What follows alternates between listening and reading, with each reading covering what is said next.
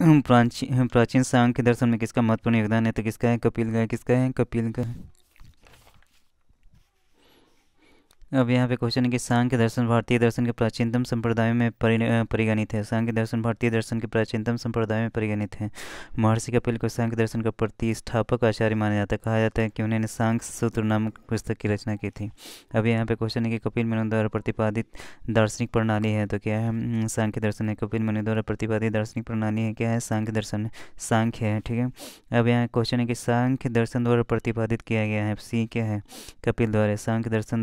सांख्य दर्शन प्रतिपादित किया गया है किसके द्वारा? कपिल द्वारा। ये यूपीपीसीएस मेंस 2010 का क्वेश्चन है। अब यहाँ पे क्वेश्चन है कि भारत में दार्शनिक विचार के इतिहास के संबंध में सांख्य संप्रदाय से संबंधित निम्नलिखित कथनों पर विचार कीजिए। अब यहाँ है कि सांख्य पुनर्जन्म या आत्मा के अवगमन के सिद्धांत को स्वीकार नहीं करता है। सांख्य पुनर्जन्म या आत्मा के अवगमन के सिद्धांत को स्वीकार नहीं करता है। सांख्य की मान्यता है कि आत्मज्ञान ही मोक्ष की ओर ले जाता है, ना कोई ब्रह्म प्रभाव अथवा कारक। तो आंसर क्या होगा? बी केवल 2। अब यहाँ क्या है? आंसर क्या है कि सांख्य पुनर्जन्म तथा आत्मा के अवगमन, सांख्य पुनर्जन्म तथा आत्मा के अवगमन के सिद्धांत को स्वीकार करता है। सांख्य पुनर्जन्म अथवा आत्मा के अवगमन के सिद्धांत को स्वीकार करता है। सांख्य दर्शन में अज्ञानता को ही दुखों का कारण और विवेक ज्ञान को उनसे मुक्ति का एकमात्र उपाय बताया गया था। विकल्प बी सही है। आंसर क्या होगा? बी। अब यहाँ के क्वेश्चन के भारत में दार्शनिक विचार के संबंध में, भारत में दार्शनिक विचार के इतिहास के संबंध में सांख्य संप्रदाय से संबंधित निम्नलिखित कथनों पर विचार कीजिए। सांख्य पुनर्जन्म या आत्मा के अवगमन के सिद्धांत को स्वीकार नहीं करता है। और दूसरा कि सांख्य मान्यता है कि आत्मज्ञान ही मोक्ष की ओर ले जाता है, न कि बाह्य प्रभाव। अब यहाँ पर 78 है कि निम्नलिखित कथनों को पढ़िए और सही विकल्प चुनिए। तो यहाँ है कपिल सांख्य पद्धति के सबसे पुराने प्रणेता हैं। कपिल क्या है? सांख्य पद्धति के सबसे पुराने प्रणेता हैं। दूसरा कथन 2 है कि कपिल ये बताते हैं कि किसी व्यक्ति की जीवन प्रवृत्ति किस शक्तियों द्वारा गढ़ा जाता है, किसी देवी सत्ता द्वारा नहीं। तो आंसर क्या होगा? ए कथन। कथन 1 और कथन 2 दोनों सही है। ठीक है।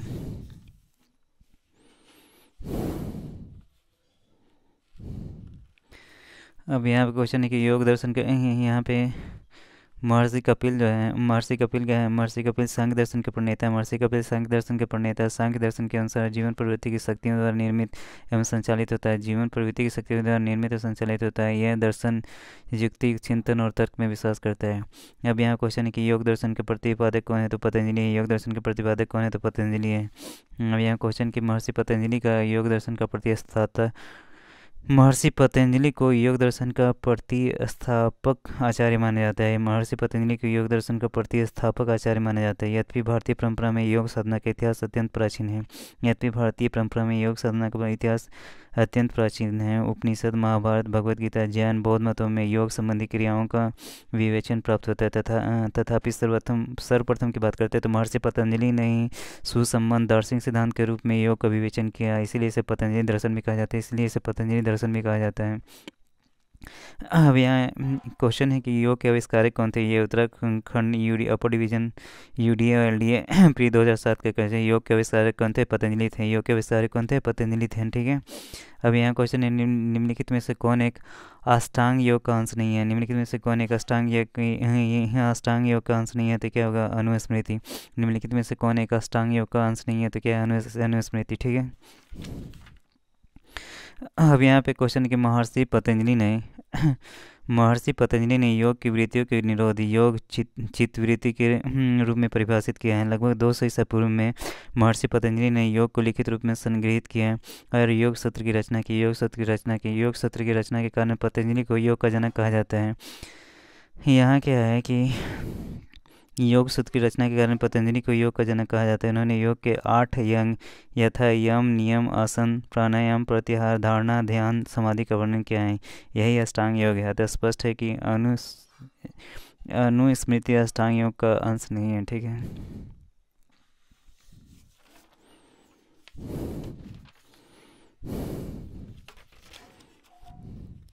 अब यहाँ क्वेश्चन है कि महाभाष्य के लेखक पतंजलि समसामयिक थे। महाभास के लेखक पतंजलि किसके समसामयिक थे? तो पुष्यमित्र शुंग के समय। ये यूपीपीसीएस प्री 2011 में पूछा हुआ क्वेश्चन है कि महाभास के जो लेखक थे, महाभास के लेखक पतंजलि शुंग वंश के संस्थापक शासक पुष्यमित्र शुंग के समकालीन थे। यहाँ पर महाभास के जो लेखक थे पतंजलि शुंग वंश के संस्थापक शासक पुष्यमित्र शुंग के समकालीन थे। ठीक है, अब यहाँ पे क्वेश्चन है कि नव न्याय संप्रदाय, नव न्याय संप्रदाय के संस्थापक कौन थे? तो ये बी और डी, गणेश अरुदियन है, गंगेश अरुदियन है। नव न्याय संप्रदाय स्कूल के संस्थापक कौन थे? गंगेश अरुदियन। अब यहाँ के मिथिला के प्रसिद्ध तर्कवादी उदयन या उदयनाचार्य न्याय दर्शन के प्रख्यात विद्वान थे। मिथिला के प्रसिद्ध तर्कवादी उदयन या उदयनाचार्य न्याय दर्शन के प्रख्यात विद्वान थे। उनकी रचना कुसुमांजलि को नव न्याय दर्शन का मूल स्रोत भी माना जाता है। कई विचारक उदयन को नव न्याय दर्शन का वास्तविक संस्थापक मानते हैं, जबकि कुछ विचारक गंगेश, जिन्होंने नव न्याय दर्शन को संग्रहित किया था, को इसका संस्थापक मानते हैं। अब यहाँ पे क्वेश्चन है 84 में कि जब तक जीवित रहो सुख से जीवित रहो, जब तक जीवित रहो सुख से जीवित रहो, चाहे इसके लिए ऋण ही लेना पड़े, क्योंकि शरीर के भस्मीभूत हो जाने पर पुनरागमन नहीं है। पुनर्जन्म का निषेध वाली ये उक्ति किसकी है? तो ये क्या है? चार्वाक की है। ये IAS प्री 1994 का क्वेश्चन है कि जब तक, यहाँ क्वेश्चन है कि जब तक जीवित रहो सुख से जीवित रहो, जब तक जीवित रहो सुख से जीवित रहो, चाहे इसके लिए ऋण ही लेना पड़े, क्योंकि शरीर के भस्मीभूत हो जाने पर पुनरागमन नहीं हो सकता। पुनर्जन्म का निषेध करने वाली ये युक्ति किसकी है? तो चार्वाक की है। तो यहाँ क्वेश्चन है कि भारतीय दर्शन में चार्वाक दर्शन जड़वादी या भौतिकवादी विचारधारा का पोषक है। भारतीय दर्शन में चार्वाक जो है दर्शन जड़वादी या भौतिकवादी विचारधारा का पोषक है। इस दर्शन का आदर्श है जब तक जीवित रहें सुख से जीवित रहें, उधार लेकर घी पिएं, क्योंकि देह के भस्म हो जाने के बाद पुनर्जन्म नहीं होता है। अब यहाँ पे क्वेश्चन है कि केवल प्रत्यक्ष प्रमाण को कौन स्वीकार करता है? केवल प्रत्यक्ष प्रमाण को कौन स्वीकार करता है? तो इसमें आंसर क्या होगा? चार्वाक हुआ है। छत्तीसगढ़ PCS प्री 2018 में पूछा हुआ क्वेश्चन है कि केवल प्रत्यक्ष प्रमाण को कौन स्वीकार करता है? तो चार्वाक स्वीकार करते हैं। तो यहाँ क्वेश्चन के भारतीय दर्शन में विभिन्न संप्रदायों में परमाणु की संख्या के विषय में पर्याप्त मतभेद हैं। भारतीय दर्शन में विभिन्न संप्रदायों में परमाणु की संख्या के विषय में पर्याप्त मतभेद हैं। बौद्ध और वैशेषिक संप्रदाय प्रत्यक्ष और अनुमान केवल 2 परमाणु को स्वीकार करते हैं। जैन, सांख्य, योग और विशिष्टाद्वैत दर्शन इन दोनों के साथ शब्द प्रमाण को भी जोड़ते हैं। न्याय दार्शनिक प्रत्यक्ष, अनुमान, शब्द तथा उपमान 4 परमाणु को स्वीकार करते हैं। प्रभाकर मीमांसा में इन चारों परमाणु के साथ अर्थापत्ति को भी जोड़ दिया जाता है। भट्ट मीमांसा और अद्वैत वेदांत दर्शन में इन परमाणु के साथ अनुपलब्धि को भी प्रमाण माना जाता है। इन सब के विपरीत चार्वाक दर्शन केवल प्रत्यक्ष को ही मानता है, अन्य परमाणु को निषेध करता है। अब यहाँ पे 86 में क्या है कि अधोलिखित में कौन एक चार्वाक के अनुसार सर्वोच्च मूल्य है? तो कौन है? काम है। अधोलिखित में से कौन एक चार्वाक के अनुसार सर्वोच्च मूल्य है? तो कौन है? काम है। अब यहाँ पे क्वेश्चन है कि चार्वाक दर्शन ने भारतीय परंपरा में स्वीकृत 4 पुरुषार्थों में काम को परम पुरुषार्थ माना है। चार्वाक दर्शन ने भारतीय परंपरा में स्वीकृत 4 पुरुषार्थों में काम को परम पुरुषार्थ माना है। इसके अनुसार जो कर्म की पूर्ति करे या मनुष्य को सुख प्रदान करे वही इज्जत है। चार्वाक के अनुसार अर्थ सुख प्राप्ति का साधन है। उल्लेखनीय है कि चार्वाक दर्शन में सुख से तात्पर्य इंद्रिय सुख से है। यहाँ क्या है? अधोलिखित में से कौन सा एक चार्वाक के अनुसार सर्वोच्च मूल्य है? तो काम का। चार्वाक दर्शन ने भारतीय परंपरा में स्वीकृत 4 पुरुषार्थों में काम को परम पुरुषार्थ माना है। इसके अनुसार जो कर्म की पूर्ति करे या मनुष्य को सुख प्रदान करे वही उचित है। चार्वाक के अनुसार अर्थ सुख प्राप्ति का साधन है। उल्लेखनीय है कि चार्वाक दर्शन में सुख से तात्पर्य इंद्रिय सुख से है। ठीक है। न्याय दर्शन को प्रचारित किया था। न्याय दर्शन को किसने प्रचारित किया था? तो गौतम ने किया था। ठीक है। ये यूपीपीसीएस प्री 2005 का है। यूपीपीसीएस मेंस 2005 में पूछा गया है। ठीक है। तो यहाँ न्याय दर्शन का प्रवर्तन गौतम ने किया है। न्याय दर्शन का प्रवर्तन किसने किया था? गौतम ने किया गया। जिन्हें अक्षपाद भी कहा जाता है। न्याय का शाब्दिक अर्थ तर्क या निर्णय होता है। न्याय का शाब्दिक अर्थ तर्क या निर्णय होता है। न्याय दर्शन में 16 पदार्थों या तत्वों का अस्तित्व स्वीकार किया जाता है। न्याय दर्शन में 16 पदार्थ या तत्वों का अस्तित्व स्वीकार किया जाता है। न्याय दर्शन का मूल ग्रंथ गौतम कृत क्या है? न्याय सूत्र है। न्याय दर्शन का मूल ग्रंथ गौतम कृत क्या है? न्याय सूत्र है। यहाँ पे न्याय दर्शन के संस्थापक कौन थे? न्याय दर्शन के संस्थापक कौन थे? तो न्याय दर्शन के संस्थापक कौन थे? गौतम थे। न्याय दर्शन के संस्थापक कौन थे? गौतम थे।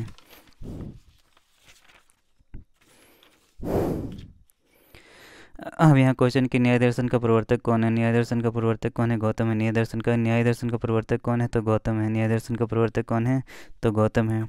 न्याय दर्शन का प्रवर्तक कौन है? तो गौतम है। अब यहाँ पे है न्याय दर्शन गौतम। न्याय दर्शन कौन है? गौतम। सांख्य दर्शन कौन है? कपिल। वैशेषिक कौन है? कनाद। मीमांसा क्या है? जैमिनी। न्याय दर्शन गौतम, सांख्य दर्शन कपिल, वैशेषिक कनाद, मीमांसा जैमिनी। अब यहाँ क्या है कि मीमांसा के प्रणेता कौन है? मीमांसा के प्रणेता थे जैमिनी। माने मीमांसा के प्रणेता कौन थे? जैमिनी। मीमांसा के प्रणेता कौन थे? जैमिनी। अब 92 की बात करते हैं। तो सूची 1 और सूची 2 को सम्मिलित कीजिए। सूची के नीचे दिए गए कुछ से सही उत्तर का चयन कीजिए। तो यहाँ न्याय दर्शन है, मीमांसा दर्शन है, सांख्य दर्शन है, वेदांत दर्शन है। तो न्याय दर्शन में क्या है? तार्किक चिंतन को दिया गया है। न्याय दर्शन में क्या है? तार्किक चिंतन को दिया गया है। न्याय दर्शन यहाँ पे न्याय सूची 1 और सूची 2 दर्शन है, मोक्ष प्राप्त करने के तरीके हैं। न्याय दर्शन है, तार्किक चिंतन है। मीमांसा दर्शन है, वैदिक अनुष्ठान करना। मीमांसा दर्शन क्या है? वैदिक अनुष्ठान करना। सांख्य दर्शन की बात करते तो वास्तविक ज्ञान का अधिकरण। सांख्य दर्शन की बात करते तो वास्तविक ज्ञान का अधिकरण। वेदांत दर्शन की बात करते तो आत्मज्ञान। यहाँ पे बात करते तो न्याय दर्शन की बात करते तो न्याय दर्शन में क्या है? तार्किक चिंतन है। न्याय दर्शन में क्या है? तार्किक चिंतन। मीमांसा दर्शन में वैदिक अनुष्ठान करना। सांख्य दर्शन में वास्तविक ज्ञान का अभिग्रहण। वेदांत दर्शन में आत्मज्ञान है। सर्व दर्शन और उनके प्रवर्तक निम्नलिखित में से। अब यहाँ पे दर्शन और प्रवर्तक की बात करते तो न्याय दर्शन के रचयिता न्याय दर्शन कौन है? गौतम। पूर्व मीमांसा दर्शन कौन है? जैमिनी है। न्याय दर्शन कौन है? गौतम। पूर्व मीमांसा दर्शन कौन है? जैमिनी है। सांख्य दर्शन की बात करते हैं कपिल मुनि। वेदांत दर्शन या उत्तर मीमांसा की बात करते तो बदरायन। वेदांत दर्शन और उत्तर मीमांसा की बात करते तो बदरायन। वैशेषिक दर्शन की बात करते तो उल्लूक कनाद मुनि। वैशेषिक दर्शन की बात करते तो उल्लूक कनाद मुनि। योग दर्शन की बात करते तो पतंजलि। योग दर्शन की बात करते तो क्या होगा? पतंजलि। अब यहाँ पे क्वेश्चन है कि कर्म का सिद्धांत संबंधित है। कर्म का सिद्धांत संबंधित किससे? मीमांसा से। कर्म का सिद्धांत संबंधित है मीमांसा से। कर्म का सिद्धांत किससे संबंधित है? तो मीमांसा से संबंधित है। यहाँ पे कर्म का सिद्धांत मीमांसा दर्शन है। कर्म का सिद्धांत मीमांसा दर्शन संबंधित है। इसे पूर्व मीमांसा, कर्म मीमांसा या धर्म मीमांसा भी कहते हैं। मीमांसा के प्रमुख प्रखर आचार्य कुमारी भट्ट को, जिनकी गणना भारतीय दर्शन के मूर्धन्य आचार्यों में की जाती है, जिन्होंने अपने प्रमुख तर्कों से बौद्ध धर्म और दर्शन का खंडन करके वैदिक धर्म और दर्शन की पुनः प्रतिष्ठा की। पूर्व मीमांसा और वेदांत के बीच की श्रृंखला माना जा सकता है। अब क्वेश्चन है कि निम्न में से किस दर्शन का मत है कि वेद शाश्वत सत्य है? निम्नलिखित में से किस दर्शन का मत है कि वेद शाश्वत सत्य है? तो ये क्या है? मीमांसा। तो यहाँ पे क्वेश्चन है कि मीमांसा दर्शन वेद का शाश्वत सत्य मानता है। मीमांसा दर्शन वेद को शाश्वत सत्य मानता है। पूर्व मीमांसा दर्शन में वेद के कर्म कांड भाग पर विचार किया जाता है और उत्तर मीमांसा वेद के ज्ञान कांड भाग पर विचार किया जाता है। मीमांसा दर्शन वेद का शाश्वत सत्य मानता है। पूर्व मीमांसा दर्शन में वेद के कर्मकांड भाग पर विचार किया जाता है और उत्तर मीमांसा में वेद के ज्ञानकांड भाग पर विचार किया जाता है। अब यहाँ पे क्वेश्चन है कि अपूर्व का सिद्धांत संबंधित है। तो अपूर्व का सिद्धांत संबंधित है किससे?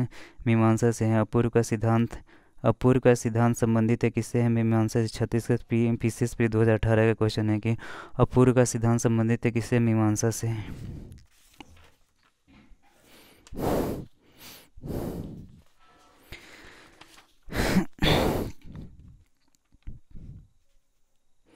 अब क्या है? अपूर्व का सिद्धांत मीमांसा दर्शन से संबंधित है। मीमांसा दर्शन में एक अदृश्य शक्ति की कल्पना की गई है जो कर्म और उसके परिणाम के बीच एक अतिलौकिक कड़ी है। जो कर्म और उसके परिणाम के बीच एक अतिलौकिक कड़ी है, वो इसे अपूर्वा कहता है। अपूर्व शब्द का शाब्दिक अर्थ है कोई नई वस्तु। अपूर्व शब्द का शाब्दिक अर्थ है कोई नई वस्तु जो पहले नहीं जानी गई अथवा वो जो पहले नहीं था। यहाँ पे क्या है कि अपूर्व का सिद्धांत मीमांसा दर्शन से संबंधित है। मीमांसा दर्शन में एक अदृश्य शक्ति की कल्पना की गई है जो कर्म तथा उसके परिणाम के पीछे एक अतिलौकिक कड़ी है, वो इसे अपूर्व कहता है। अपूर्व का शाब्दिक अर्थ है कोई नई वस्तु जो पहले नहीं जानी गई अथवा जो पहले नहीं था। अब 96 में कि निम्न से किस भारतीय दर्शन ने परमाणु सिद्धांत का प्रतिपादन किया था? तो ये वैशेषिक दर्शन के अनुसार सृष्टि का निर्माण क्या है? 66 बीपीएससी प्री में पूछा गया था कि निम्न से किस भारतीय दर्शन ने परमाणु सिद्धांत को किया था? तो वैशेषिक दर्शन के अनुसार सृष्टि का निर्माण अणु से हुआ है। महर्षि कणाद इस दर्शन के प्रवर्तक है। महर्षि कणाद इस दर्शन के प्रवर्तक हैं। अब क्वेश्चन है कि निम्नलिखित युगों में से कौन सा निम्नलिखित युगों में से कौन एक भारतीय सरदर्शन का भाग नहीं है। निम्नलिखित युगों में से कौन सा एक भारतीय सरदर्शन का भाग नहीं है, तो आंसर क्या होगा? लोकायत है, कपालिक। लोकायत और कपालिक। भारतीय मीमांसा और वेदांत है। न्याय और वैशेषिक भी है, सांख्य और योग भी है। तो ये IAS प्री 2014 का क्वेश्चन है, ठीक है। तो यहाँ पे क्वेश्चन है कि मीमांसा और वेदांत, न्याय और वैशेषिक तथा सांख्य और योग भारतीय सरदर्शन के भाग हैं। वेदों को मान्यता देने के कारण इस सांख्य, योग, न्याय, वैशेषिक, मीमांसा और वेदांत सरदर्शन नास्तिक दर्शन कहे जाते हैं। इनके प्रणेता क्रमशः कपिल थे, पतंजलि थे, गौतम थे, कन्नाद थे, जवनी और बदरायन थे, जबकि लोकायत और कपालिक भारतीय सरदर्शन के भाग नहीं है। अब यहाँ पे क्वेश्चन है कि लोकायत दर्शन किसको कहा जाता है। लोकायत दर्शन चारवाक को कहा जाता है। लोकायत दर्शन क्या है? छत्तीसगढ़ पीसेस फ्री 2019 में क्वेश्चन है कि चारवाक दर्शन को ही लोकायत दर्शन के नाम से जाना जाता है। यह भौतिकवादी दर्शन है जो भौतिक तथा सांसारिक सुख को अधिक महत्व देता है, ठीक है। अब यहाँ क्वेश्चन के अद्वैत दर्शन के संस्थापक कौन है? शंकराचार्य। अद्वैत दर्शन के संस्थापक कौन है? तो शंकराचार्य हैं। अद्वैत दर्शन के संस्थापक कौन है? शंकराचार्य हैं। अब यहाँ पे क्वेश्चन है कि अद्वैत दर्शन के संस्थापक कौन है? शंकराचार्य। शंकराचार्य ने प्रस्थानत्रयी, उपनिषद, ब्रह्मसूत्र और भगवत गीता पर भाष्य लिखकर अद्वैतवाद का समर्थन किया। ब्रह्मसूत्र पर उनका भाष्य ब्रह्मसूत्र भाष्य या शारीरिक शास्त्र कहलाता है, ठीक है।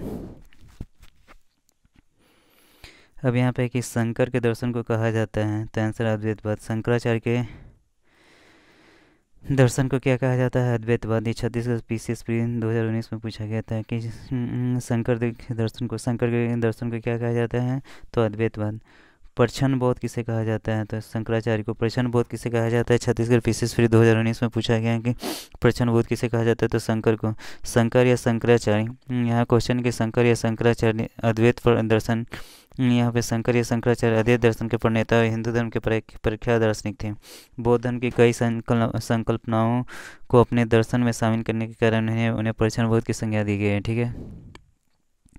अब यहाँ क्वेश्चन है कि निम्नलिखित में से अद्वैत वेदांत के अनुसार किसके द्वारा मुक्ति प्रदान की जाती है? तो ज्ञान के द्वारा। निम्नलिखित में से अद्वैत वेदांत के अनुसार किसके द्वारा मुक्ति प्राप्त की जाती है? तो ज्ञान के द्वारा। यहाँ पे क्वेश्चन है कि अद्वैत वेदांत में ज्ञान मार्ग को मोक्ष का साधन स्वीकार किया जाता है। उसकी मान्यता है कि केवल ज्ञान से ही मुक्ति मिलती है।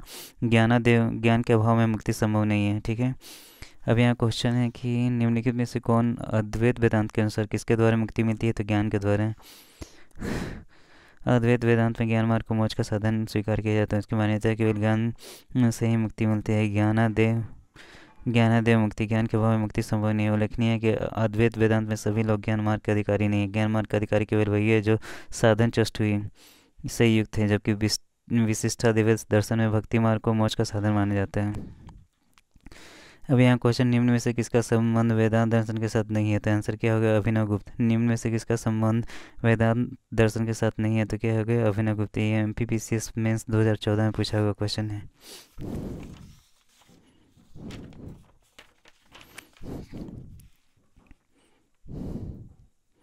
यहाँ पे क्वेश्चन है कि वेदांत दर्शन को भारतीय विचारधारा की प्रकाष्ठा माना जाता है। वेदांत दर्शन को भारतीय विचारधारा का प्रकाष्ठा माना जाता है।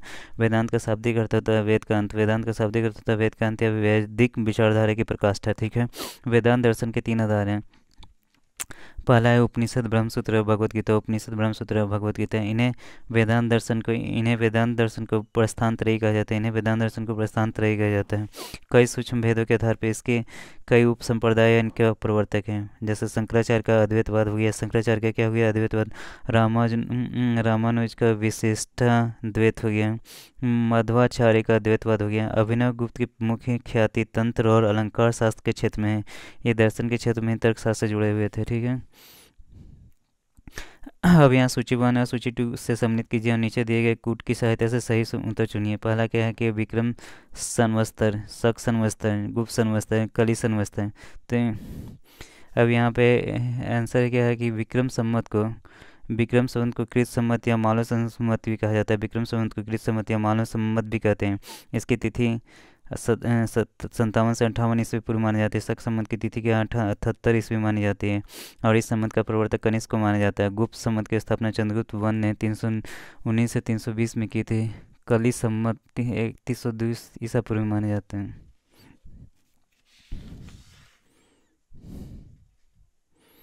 अभी निम्न कथनों पर विचार कीजिए और नीचे दिए कोटों से सही उत्तर चुनिए। ठीक है, तो आंसर क्या होगा? विक्रम संवत 58 ईसा पूर्व से आरंभ हुआ। शक संवत का जन्म 78 से आरंभ हुआ। गुप्त काल सन 319 से आरंभ हुआ। भारत में मुसलमान शासन का युग सन 1192 से शुरू हुआ। तो आंसर क्या होगा? 1 2 3 4। ठीक है, विक्रम संवत 98 ईसा पूर्व से आरंभ हुआ। शक संवत सन 78 से आरंभ हुआ। गुप्त काल सन 319 से आरंभ हुआ। भारत में मुसलमान शासन का युग सन 1192 से शुरू हुआ। ठीक है, डी।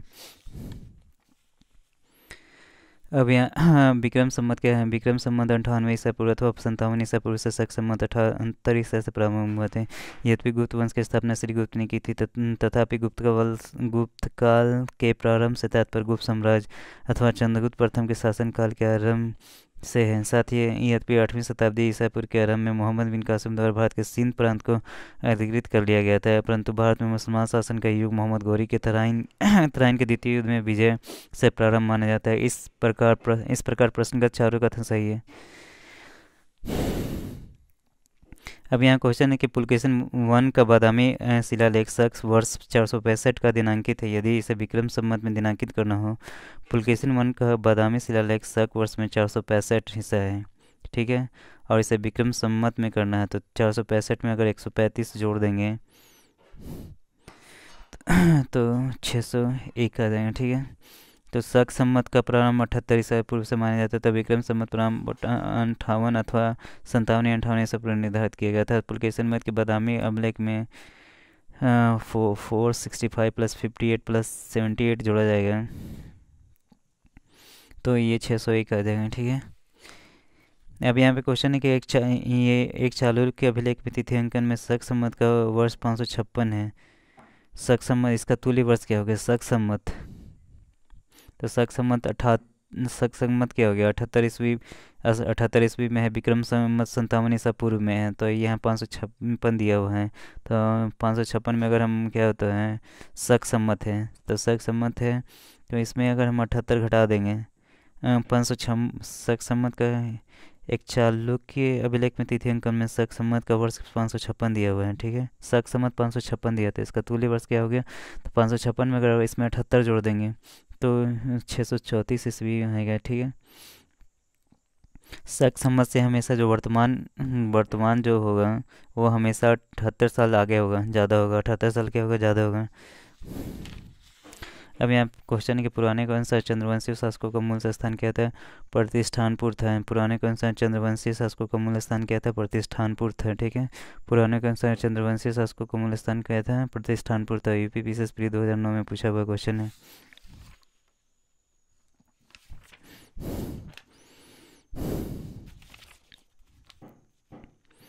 अब यहाँ पे क्वेश्चन है कि पुराने के अनुसार चंद्रवंश या सोमवंश क्षत्रिय वन के 3 मूल वंशों अन्य 2 सूर्यवंश और अग्निवंश में से एक था।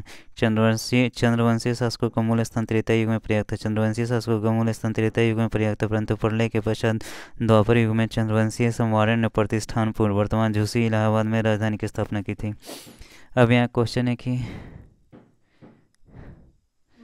मौखिर शासकों की राजधानी कहाँ थी? तो कनौज थी। मौखिर शासकों की राजधानी कहाँ थी? कनौज थी। तो यहाँ क्वेश्चन है कि मौखरी गुप्तों के सामंत थे। मौखरी क्या थे? गुप्तों के सामंत थे जो मूलतः गया के निवासी थे। मौखरी गुप्तों के सामंत थे जो मूलतः गया के निवासी थे। मौखरी वंश के शासकों ने अपनी राजधानी कहाँ बनाई थी? कनौज बनाई थी। इस वंश के प्रमुख शासक कौन थे? हरिवर्मा थे, आदित्य वर्मा थे, ईशान वर्मा थे, सर्ववर्मा थे, ग्रह वर्मा थे। अब यहाँ पे हर्ष के समय की सूचनाएं किसकी पुस्तकों में निहित हैं?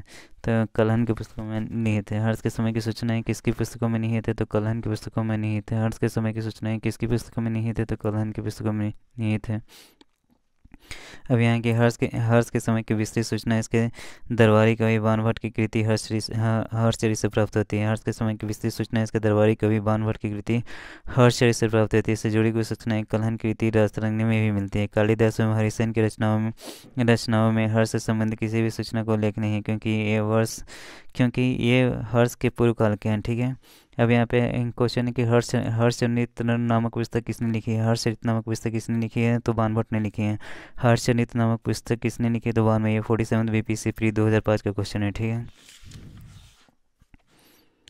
यहाँ पे हर्षचरित ग्रंथ की रचना सुप्रसिद्ध लेखक बानभट्ट ने की थी। हर्षचरित ग्रंथ की रचना सुप्रसिद्ध लेखक बानभट्ट ने की थी। ये वर्धन वंश के इतिहास का प्रमुख स्रोत है। इसमें लेखक अपने समकालीन शासक और उसके पूर्वजों के जीवन विवृत्त का वर्णन प्रस्तुत करते हैं। ठीक है। अब यहाँ पे हर्ष के साम्राज्य की राजधानी कहाँ थी? तो कनौज थी। हर्ष के साम्राज्य की राजधानी कहाँ थी? तो कनौज थी। हर्ष के साम्राज्य की राजधानी कहाँ थी? तो कनौज थी। ठीक है।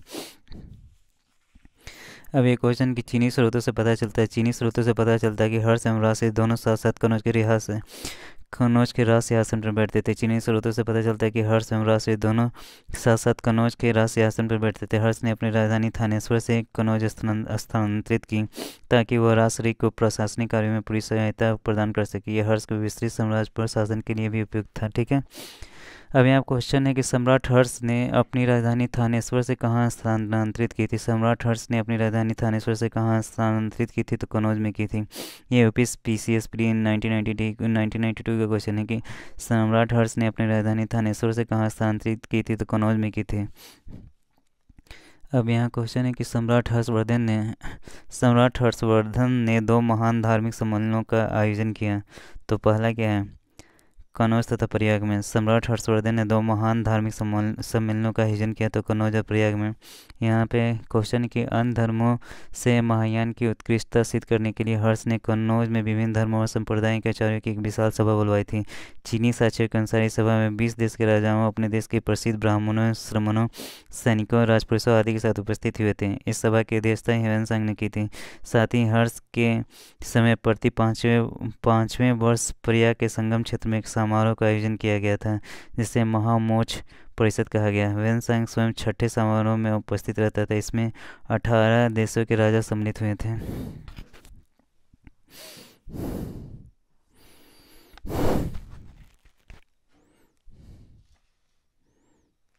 अब यहाँ पे क्वेश्चन के उत्तर भारत में स्थित वह स्थल जहाँ हर्षवर्धन ने बौद्ध महासम्मेलन का आयोजन किया था। तो आंसर क्या होगा? प्रयाग। उत्तर भारत में स्थित वह स्थल जहाँ हर्षवर्धन ने बौद्ध महासम्मेलन का आयोजन किया था। तो कहाँ था? प्रयाग। अब क्वेश्चन है कि नर्मदा नदी पर सम्राट हर्ष के दक्षिणावर्ती आगमन को रोका। किसने रोका? तो आंसर होगा पुलकेशिन द्वितीय ने। नर्मदा नदी पर सम्राट हर्ष के दक्षिणावर्ती अग्रगमन को किसने रोका? पुलकेशिन द्वितीय ने रोका। ठीक है। पुलकेशिन द्वितीय।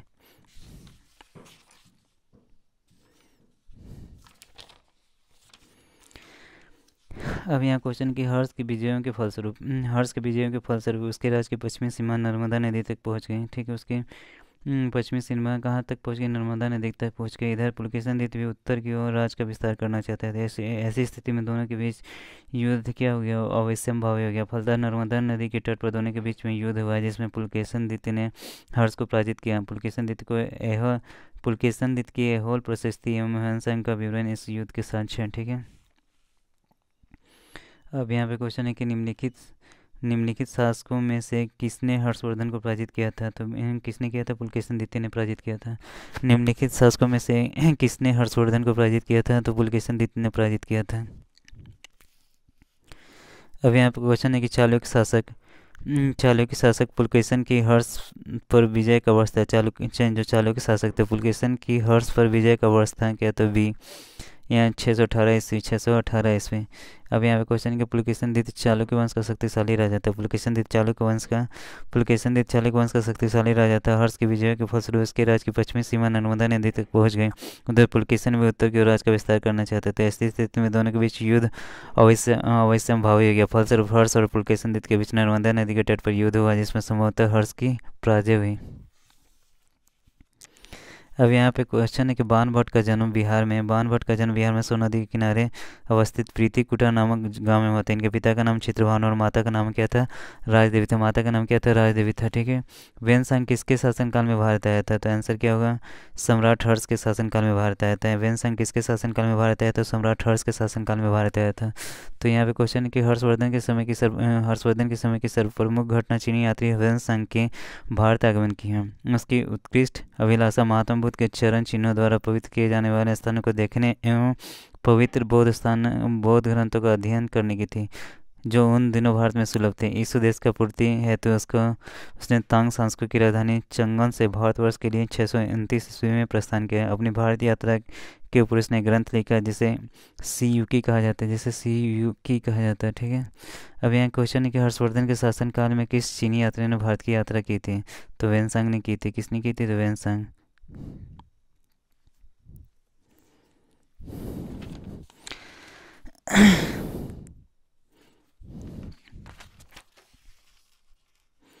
अब यहाँ पे कि वेनसांग के अनुसार सड़कों पर आगमन पूर्णतः सुरक्षित नहीं था। वेनसांग के अनुसार सड़कों पर आगमन पूर्णतः सुरक्षित नहीं था। वेनसांग स्वयं कई बार चोर डाकुओं के चंगुल में फंस चुके थे। इस तरह का कथन एक गलत है। वेनसांग के अनुसार अपराध तथा निर्दोष सिद्ध करने के लिए अग्नि, जल, विष आदि द्वारा दी परीक्षाएं ली जाती थी। उसके अनुसार व्यापारिक मार्गों, घाट और बिक्री की वस्तुओं आदि पर भी कर लगते थे, जिससे राज्यों को पर्याप्त धन प्राप्त होता था। इस कथन दो और दो सही है। यहाँ है कि हर्ष के दरबार में रेवेनसांग को एक दूत के रूप में किसने भेजा था? तो यहाँ पे उपयुक्त में से कोई नहीं आंसर यूपीपीएससी 2007 के हैं। तो यहाँ वेनसांग चीन के तांग वंशी शासक ताई तुंग का समकालीन था। वेनसांग चीन के तांग वंशी शासक ताई तुंग का समकालीन और इसी के राज का नागरिक था। यहाँ पे क्या है, तुर्क आक्रांतों के भय से ताइसुंग ने अपने नागरिकों के लिए पश्चिम में विदेश यात्रा पर प्रतिबंध लगा रखा था। वेनसांग ने तांग संस्कृति की राजधानी चंगन से स्वतंत्र रूप से न कि दूत भारतवर्ष में 629 ईस्वी में प्रस्थान किया। लगभग 13 वर्षों के बाद भारत प्रवास के बाद जब वो वापस चीन पहुंचा, तब सम्राट ने उसके कृत्यों के लिए उसे दंडित करने के बजाय उसका स्वागत किया था और उसे अपना आध्यात्मिक सलाहकार नियुक्त किया था। अब यहाँ पे क्वेश्चन कि वेनसांग की भारत में यात्रा के समय सूती कपड़े के उत्पादन के लिए सबसे प्रसिद्ध नगर कौन था? तो मथुरा था। वेनसांग की भारत में यात्रा के समय सूती कपड़े के उत्पादन के लिए सबसे प्रसिद्ध नगर कौन था? मथुरा था। तो यहाँ क्वेश्चन है कि चीनी यात्री वेनसांग हर्षवर्धन के समय में भारत आया। उसके अनुसार मथुरा उस समय सूती वस्त्र के लिए प्रसिद्ध था, जबकि जो बनारस था रेशमी वस्त्रों के लिए प्रसिद्ध था। वेनसांग बताता है कि थानेश्वर की समृद्धि का प्रधान कारण वहाँ का व्यापार ही था। बान ने थानेश्वर नगरी को अतिथियों के लिए चिंतामणि भूमि तथा व्यापारियों के लिए लाल भूमि बताई। यहाँ के निवासी अधिकांशतः व्यापारी थे जो विभिन्न वस्तुओं पर व्यापार करते थे। उज्जैनी तथा कनौज भी इस काल में आर्थिक रूप से अत्यंत समृद्ध थे। कोसे शब्द का प्रयोग किया गया है किसके लिए? तो क्या रेशम के लिए। कोसे शब्द का प्रयोग किया गया है रेशम के लिए। तो यहाँ क्वेश्चन है कि गुप्त एवं गुप्तोत्तर काल में रेशम के लिए कोसे शब्द का प्रयोग किया होता है, ठीक है। अब यहाँ क्वेश्चन कि चीनी यात्री वेनसांग ने किस विश्वविद्यालय में अध्ययन किया था? तो किस विश्वविद्यालय में अध्ययन किया था? तो नालंदा में। चीनी यात्री वेनसांग ने किस विश्वविद्यालय में अध्ययन किया था? तो नालंदा में, ठीक है। यहाँ पे 637 ईस्वी में वेनसांग नालंदा विश्वविद्यालय गया। इस समय यहाँ के कुलपति आचार्य शिलभद्र थे। कौन थे? आचार्य शिलभद्र थे। लगभग 1.5 वर्ष तक नालंदा में निवास कर उसने योग शास्त्र का अध्ययन किया। इसके बाद वह बंगाल, उड़ीसा, धान कटक होता हुआ कांची पहुंचा। अपनी यात्रा के दूसरे दौर में वेनसांग पुनः नालंदा आया, जहाँ उसने व्याख्यान दिए। अब यहाँ पे क्या है कि आज भी भारत में वेनसांग को याद करने का मुख्य कारण क्या है? सी युकी की रचना। आज भी भारत में वेनसांग को याद करने का मुख्य कारण क्या है? सी युकी की रचना, ठीक है। तो यहाँ पे क्वेश्चन कि वेनसांग ने अपने यात्रा विवरण के ऊपर एक ग्रंथ लिखा जिसे सी युकी कहा जाता है। वेनसांग की इसी रचना के कारण उसे याद किया जाता है क्योंकि इसमें तत्कालीन भारत संबंधी काफ़ी जानकारी उपलब्ध होती है। अब यहाँ क्वेश्चन है कि चीनी यात्री जिसने भीनमाल की यात्रा की थी वो क्या है? वेनसांग। चीनी यात्री जिसने भीनमाल की यात्रा की थी क्या है? वेनसांग। यहाँ पे वेनसांग ने भीनमाल की यात्रा की थी। वेनसांग चीनी यात्री था जो हर्षवर्धन के समय में भारत आया था। इसे यात्रियों का राजकुमार अतः इसके यात्रा विवरण को सीयुकी कहा जाता है। वेनसांग बौद्ध था। वेनसांग ने चीनी यात्री जिसने भीनमाल की यात्रा की थी किसे कहा जाता है? वेनसांग को। वेनसांग ने भीनमाल की यात्रा की थी। वेनसांग चीनी यात्री था जो हर्षवर्धन के समय भारत आया। इसे यात्रियों का राजकुमार था। इसके यात्रा विवरण को सीयुकी कहा जाता है। वेनसांग बौद्ध था। अब यहाँ पे सीयुकी नामक यात्रा विवरण निम्नलिखित में से किससे जुड़ा है? तो किससे जुड़ा है? सीयुकी वेनसांग से जुड़ा हुआ है। सीयुकी किससे जुड़ा है? तो वेनसांग से जुड़ा हुआ है। अब यहाँ पे क्वेश्चन है कि चीनी यात्री इत सिंह ने बिहार का भ्रमण कब किया? तो ये 14th बीपीएससी में पूछा हुआ था। चीनी यात्री इत सिंह ने 671 या 672 ईस्वी में जब वह युवक था अपने 37 बौद्ध सहयोगियों के साथ बौद्ध धर्म के अवशेषों को देखने की इच्छा से पाश्चात्य विश्व का भ्रमण करने का निश्चय किया। बाद में उसके साथियों ने उसका साथ छोड़ दिया। वह कैंटन नगर से जहाज में बैठकर भारत की यात्रा पर चल पड़ा। वह दक्षिण के समुद्री मार्ग से होकर भारत आया और 693 से 94 ईस्वी में लगभग सुमात्रा होता हुआ वह चीन वापस लौट गया। अब यहाँ पे निम्नलिखित में से कौन सा उपवाक्य उत्तर हर्षकालीन स्रोतों में प्रायः हुंडी के स्वरूप की परिभाषा बताते हैं? तो ये सी आंसर क्या होगा, विनिमय पत्र। हुंडी क्या होगा, विनिमय पत्र। IAS प्री 2020 का 2020 का क्वेश्चन है कि निम्नलिखित में से कौन सा वाक्य उत्तर हर्षकालीन स्रोतों में प्रायः लिखित हुंडी के स्वरूप की परिभाषा बताता है? तो विनिमय पत्र।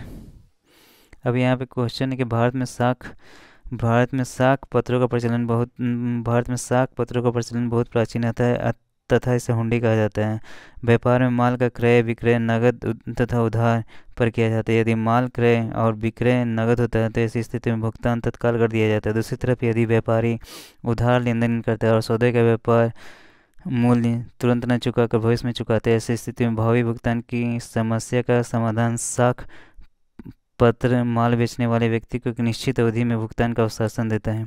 आधुनिक समय में इन साख पत्रों का विनिमय विपत्र तथा प्रतिष्ठा विपत्रों के नाम से जाना जाता है। अब यहाँ क्वेश्चन है कि चीनी लेखक जो है भारत का उल्लेख किस नाम से करते हैं? तो युन्तु के नाम से। प्राचीन कालीन चीनी लेखकों ने भारत का उल्लेख युन्तु या थ्यांतु के नाम से किया है। ठीक है। अब यहाँ नालंदा विश्वविद्यालय के विनाश का कारण क्या था? नालंदा विश्वविद्यालय के विनाश का कारण क्या था? तो मुसलमान था। नालंदा विश्वविद्यालय के विनाश का कारण क्या था? तो मुसलमान थे।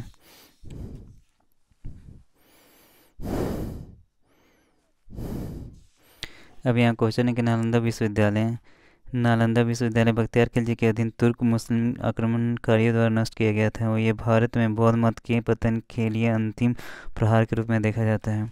अब यहाँ क्वेश्चन कि भारत में सबसे प्राचीन बिहार कौन है? तो नालंदा है। भारत में सबसे प्राचीन बिहार कौन है? तो नालंदा है।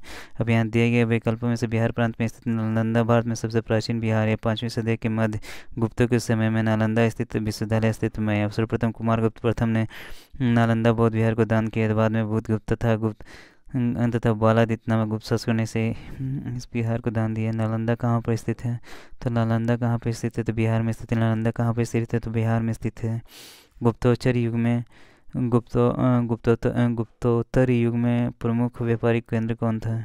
तो कनौज था। गुप्तोत्तर युग में प्रमुख व्यापारिक केंद्र कौन था? तो कनौज था।